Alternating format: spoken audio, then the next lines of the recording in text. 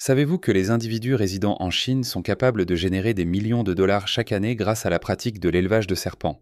De la couche externe du serpent jusqu'à sa chair, chaque composant contribue de manière significative à générer des revenus substantiels. Comment y parviennent-ils? Merci de laisser un seul numéro dans la section commentaires et nous découvrirons la réponse ensemble.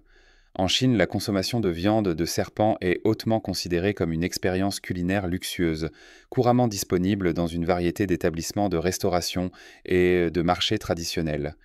Les serpents sont cuits de différentes manières, notamment en les grillant sur une flamme nue, en les faisant sauter dans une poêle chaude avec de l'huile et des assaisonnements, en les mijotant lentement dans un bouillon savoureux et même en les utilisant comme ingrédient principal dans une soupe copieuse.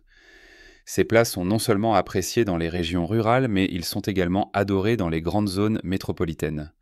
Le processus d'élevage de serpents destiné à la consommation implique une série d'étapes qui doivent être soigneusement suivies, depuis la sélection des espèces de serpents et la garantie qu'elles reçoivent une nutrition adéquate, jusqu'à la procédure méticuleuse de récolte. L'élevage de serpents est un secteur hautement spécialisé qui nécessite des méthodologies sophistiquées et un environnement contrôlé spécifiquement conçu pour garantir le bien-être et l'efficacité des serpents. Les principaux types de serpents sont élevés principalement pour leur peau et leur chair, qui sont toutes deux facilement consommables et très recherchées sur le marché.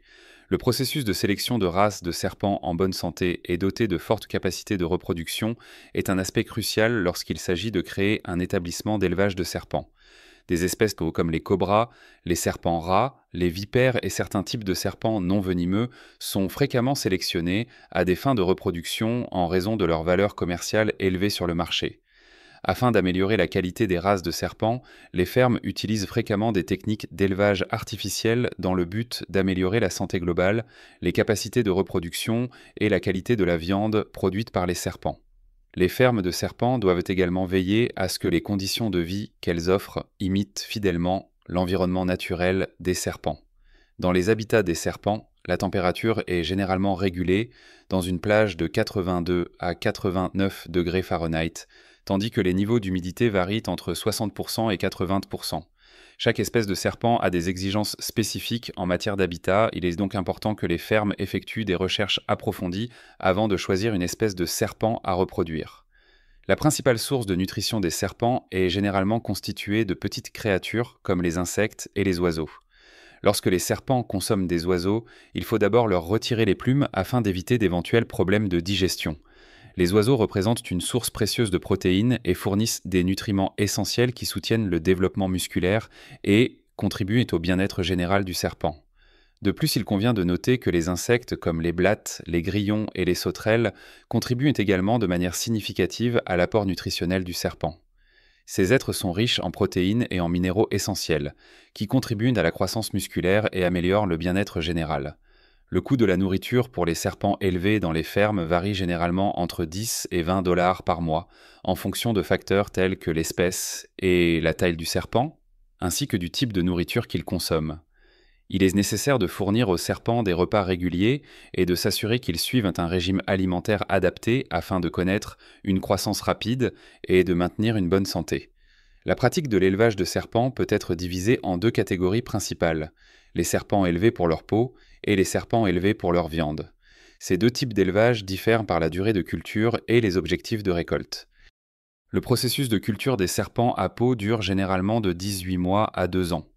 Ces serpents sont élevés dans des conditions environnementales constamment stables avec un régime alimentaire nourrissant pour garantir la production d'une peau de première qualité qui est ensuite utilisée dans la fabrication de sacs à main de luxe, de chaussures et de divers autres articles en cuir haut de gamme.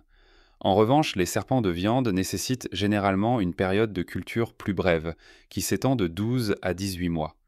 Ces serpents connaissent une croissance rapide en raison de la nourriture qu'ils consomment. Le marché des serpents en Chine a connu une expansion significative ces dernières années, répondant non seulement aux demandes du secteur alimentaire, mais fournissant également des ressources essentielles à la production d'articles en cuir. La chair de serpent est très considérée comme une spécialité gastronomique dans les régions du sud, comme les provinces du Guangdong, du Fujian et du Jiangsu. À cet endroit, les serpents sont savamment cuisinés dans un large éventail de recettes délicieuses, notamment la célèbre soupe de serpent, le serpent sauté grésillant et le succulent serpent grillé. Ces plats sont réputés pour posséder une valeur nutritionnelle exceptionnelle et auraient des propriétés curatives, notamment en améliorant le niveau d'énergie et le bien-être général. La viande de serpent est souvent considérée comme un mets délicat et est fréquemment dégustée lors d'occasions spéciales, telles que des festivals culturels, des réunions de famille ou dans des restaurants spécialisés dans la cuisine exotique. Dans certaines régions, la consommation de viande de serpent est censée apporter des bienfaits pour la santé, notamment une meilleure circulation et une vitalité accrue, ce qui en fait un plat recherché par les amateurs de remèdes traditionnels. Certains restaurants préparent même des repas élaborés à plusieurs plats avec le serpent comme ingrédient principal, démontrant sa polyvalence dans différents styles culinaires. Au-delà de son rôle dans la cuisine, la peau de serpent revêt une immense valeur en Chine, notamment dans l'industrie de la mode de luxe.